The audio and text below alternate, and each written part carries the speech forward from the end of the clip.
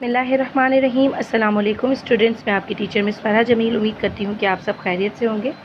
Students, آج ہم باب سوم سیرت طیبہ صلی اللہ علیہ وآلہ وسلم کا ٹاپک خطبہ حجۃ الوداع پڑھیں گے، جو کہ صفحہ نمبر 30 پر موجود ہے۔ تو آئیے بچوں، صفحہ نمبر 30 پر ہم خطبہ حجۃ الوداع کے بارے میں جانتے ہیں۔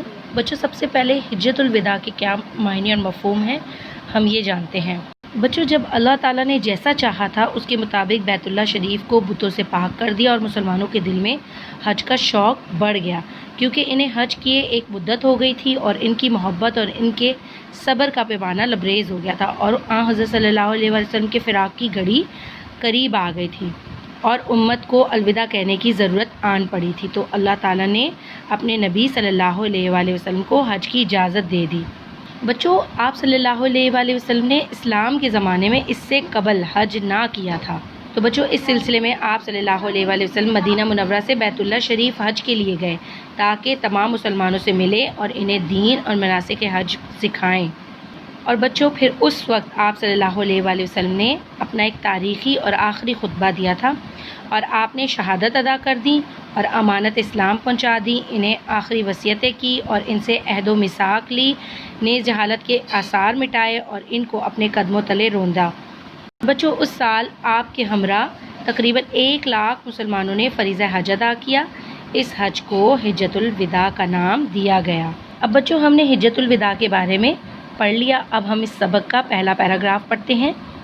فتح مکہ کے بعد پورے عرب میں اسلام پھیل چکا تھا۔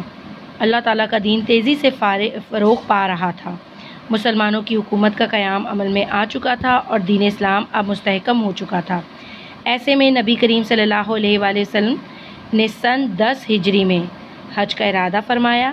یہ آپ صلی اللہ علیہ وآلہ وسلم کا پہلا اور آخری حج تھا۔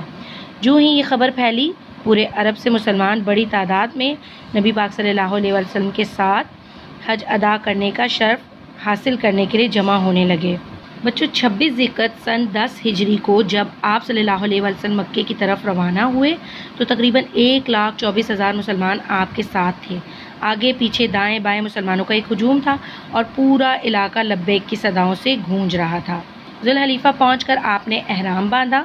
نبی اکرم صلی اللہ علیہ وآلہ وسلم جب مکہ میں داخل ہوئے اور کعبہ پر نظر پڑی تو فرمایا، اے اللہ، اس گھر کو اور زیادہ عزت و شرف دے۔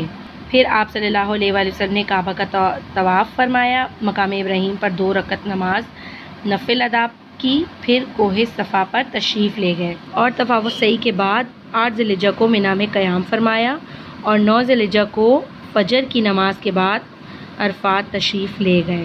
تو بچوں، یہ خطبہ حجۃ الوداع کا پس منظر تھا، جب آخری حج، آپ کی زندگی کا یہ پہلا اور آخری حج تھا۔ جب آپ یہ ادا کرنے گئے تو آپ نے اس حج کے موقع پر ایک آخری خطبہ ارشاد فرمایا تھا، جسے خطبہ حجۃ الوداع کے نام سے جانا جاتا ہے۔